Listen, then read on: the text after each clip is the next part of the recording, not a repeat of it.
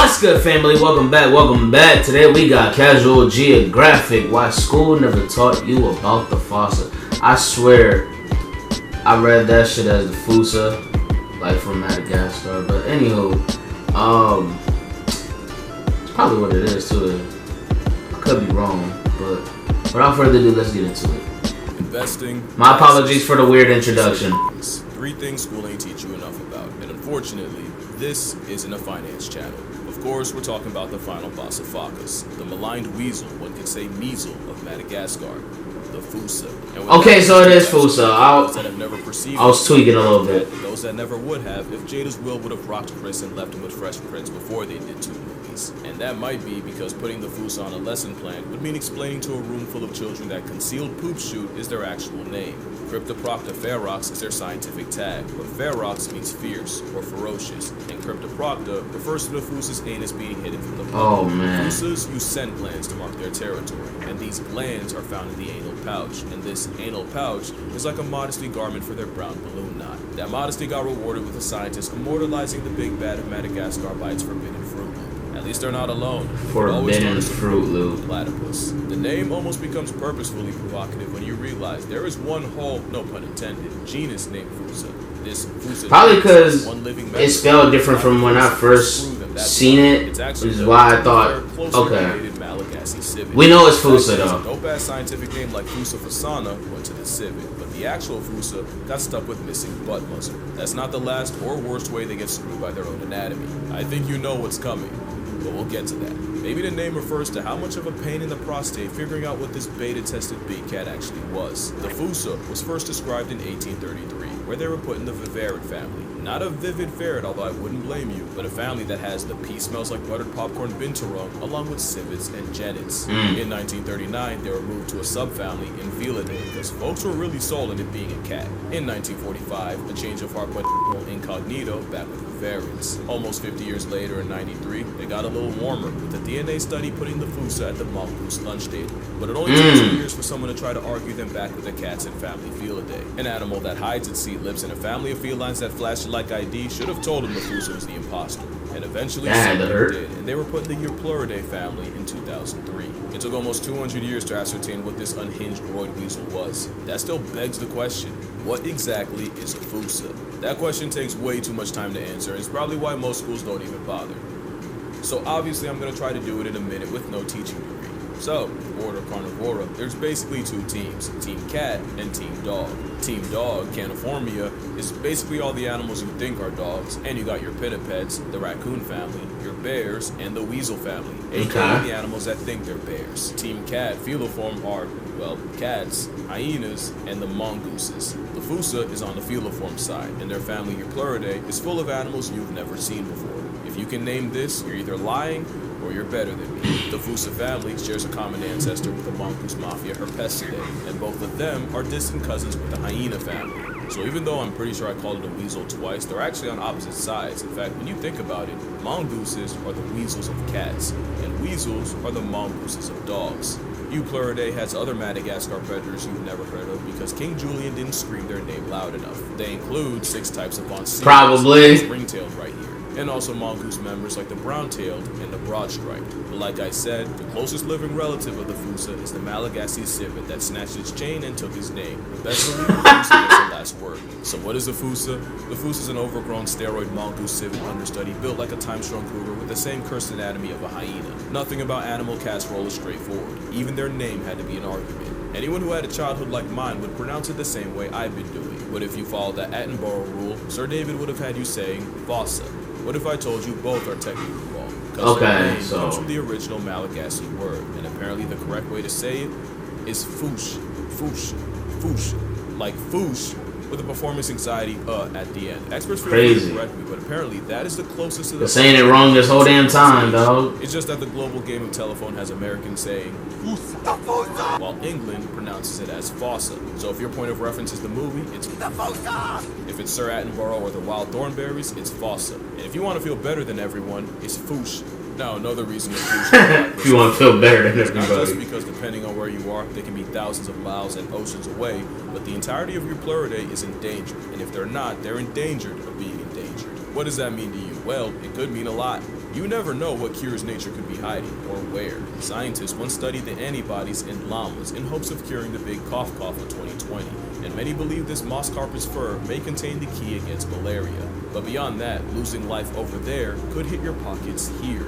Deforestation is the biggest reason for the flatlining of Fossa and friends, and according to this article, the same arborcidal activities can cause extreme weather that can lead to the jacking up of food prices. So yeah, something happening a world away can come back to bite you in the wallet, and you might not even realize it until you're forced to finance a carton of eggs. That's honestly why I feel pretty good about working with Ground News, because being informed has never been more important. Ground News is an app developed by a former NASA engineer and designed to abolish bias. Ground News lets you learn more about the things you're interested in or affected by, and it paints the picture as wide as possible, instead of hiding it like a Fossa Fruit Loop. Ground News shows you exactly how far left or right the source of a story leans, with an overall factuality check.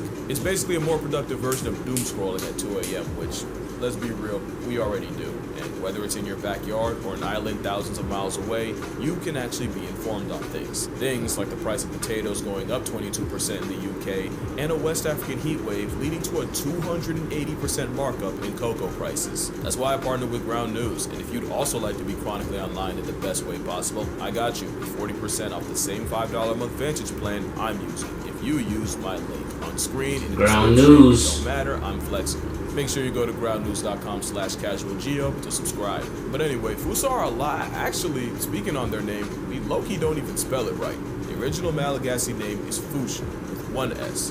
Wow. None of it. Also, we don't know exactly where the name comes from, but the theory is in languages like Tagalog, Fossa means cat, and in Iban, Fossa might also refer to the Malayan weasel. So I can only guess that something happened where they were like, well, this thing looks like a cat, but could also pass for a weasel, and we call both Fossa. So the logical name is Fossa, because being a Fossa means being defined by how close you are to being something else, which is actually their origin. Fossa are a cat's nature tried redrawing strictly from memory, and I'm not even kidding. You ever wonder how they got there in the first place? The aggressive absentness is believed to have spawned from a common ancestor about 20 million years ago. Except Madagascar physically divorced from the subcontinent of India 80 million some years ago. The shit you end up learning about, man. On Madagascar, there's a couple theories, and the predominant one is that their ancestors rafted on floating vegetation, about 250 miles across the Mozambique Channel, a trip that would have lasted a little over a month. Really, the Fossa just proves how much nature could with cats. You basically had an oversized meerkat spawn on an island with no big cat apex predator. So they messed around and became one. The end game of evolving the perfect merc machine with milk is apparently damn. But these Fossa's apex is This was a reasonable crash out. That is a crazy thumbnail. Nature didn't stop at retractable claws. They have ankles that can almost turn backwards, meaning they can move through the trees like a homicidal squirrel. It's not enough that they'll run you down on land or tree, but they'll often tag team prey with one Fossa chasing prey through the trees, weaponizing predatory parkour to force them on the ground, where Fossa number 2 hawks them down. The entire jungle is food to a Fossa, even their closest cousin. There was an actual problem. Where researchers were trying to study the Malagasy civet, the Fossas kept following trap lines and eating the captured animals. Fossa move on their own timing, literally. It's some YNs, ain't it? Meaning they're active whenever they feel like. There's no combination of numbers on a clock when a Fossa can't strike, which is why their main personality trait is inflicting primal panic in lemurs. Not only is half their diet lemur meat, they'll straight up rip sleeping lemurs out of napping spots. They tell stories about the Fossa. This is their Freddy Cougar. That is one bad motherfucker. That is a she-focker, and they're named after the sound they make in the face of a Fossa. Oh shit. Yo. Scientists finding Focus life deprived with their intestines ripped out. Fossa will flatline. That threw me off, man. As much as they do. You think they give a Focka? No, they take them straight off the senses. She Focka, he Focka, you Focka, and in Fossa's eyes, anyone can get it. Millions of years being marooned on an island does things to you, and one of the consequences is Fossas do something no other mammal does. The following is strictly for educational purposes. That being said, it might just be time to put the kids to bed. And then they cut to an ad right after he says that disclaimer.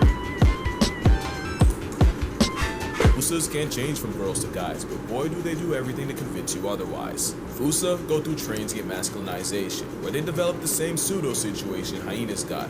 Except with them, it involves a young female Fossa flitteris growing large enough and spiky enough to make them anatomically identical to a male. They'll even release the same musky orange product males do. The difference is, where hyenas have to pass kids like a kidney stone, eventually the Fossa's baby-making business end goes back to normal. But for a time, you really can't tell male from female. And that might just be the point. There's some things about this freak-off ferret that makes being young, female, and Fossa the worst combination.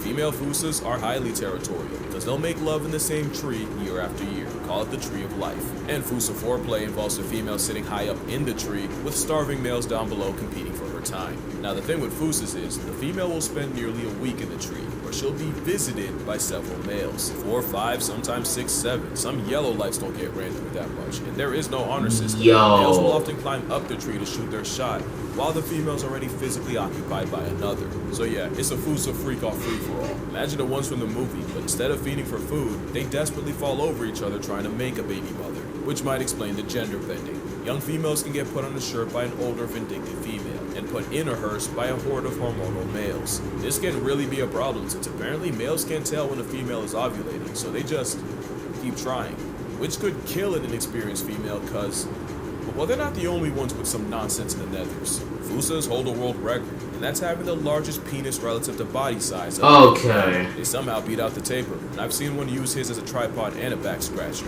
But I guess a 30-inch animal dragging a nearly 8-inch nectar dispenser is notable. Educational purposes, I swear, because the sheer coital competition is why Fossas are hung like an adolescent donkey. They also have a baculum, which is a bone to allow the male to stay in the game as long as possible, even when the coach, other players, and even ref want him out. And not only that, they also have backward-facing spines on their procreation pickle, which makes retraction not impossible, but incredibly uncomfortable to watch. Can't even imagine how that feels.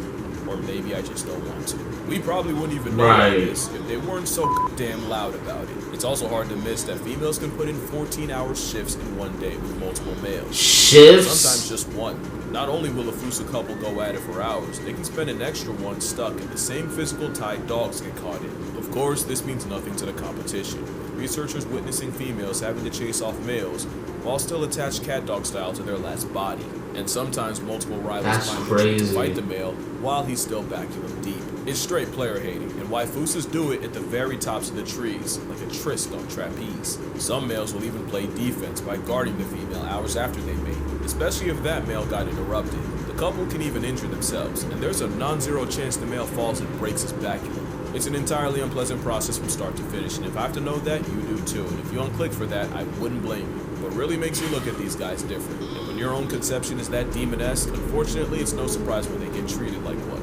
In Malagasy culture, there's something called fadi. My understanding is fadi are spiritual beliefs Malagasy people live by, basically cultural taboos ingrained into their society. For example, eating with a hat on, considered fadi, and the punishment is baldness. Eating while standing is fadi, and the penalty could be famine. There's hundreds of examples of fadi, and one of them actually protects the Fush. It's said that Fossas will feed on the long-expired bodies of ancestors buried in the forest, making it fadi to eat Fossa meat. But Fossa have some other freaky folklore about them, like one that says they crawl out the forest at night to steal babies straight out the cradle. Another legend tells of Fushas licking a sleeping person to put them in an unbreakable trance so they can disembowel them. Another says the smell is enough to drop chickens dead on the spot, literally instant death through mustiness. So yeah, lemurs aren't the only things with thumbs that don't think much of the afterpick of an anti-drug PSA for predators. But of course, the Madagascar murder mongoose is almost zero threat to humans. To a lemur, that's a death threat, but to humans, they're just overly ambitious raccoons. Compare that to the absolute number done on the cryptic chocolate Cheerio by man, and it's no matchup. If they're not actively getting screwed over by property development, Fossa get flatlined in retaliation for preying on poultry. Not to mention many will defy fatty, as in up to half of all Malagasy communities, Fossa flesh is regularly eaten. Honestly, Madagascar as a whole is in danger, with over 90% of her forests already gone. And keep in mind, many like the Foss are only found on the Big Red Island, so once they're gone from there, they're gone for good. Better appreciate it while it's still here, and who knows, maybe I'll take a trip down there. No promises though, I've already made two. I'm not, you got that game. Water, hug your mother, spread the Fossa word. If school won't, we will. Touch grass, call your father, and I'ma see y'all in the next one. Yeah, you could go to Madagascar. Y'all got it, man. I got the movies.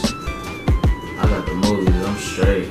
But hey man, leave a like if you enjoyed this reaction. Comment below what you thought about this reaction. I'll see you next time.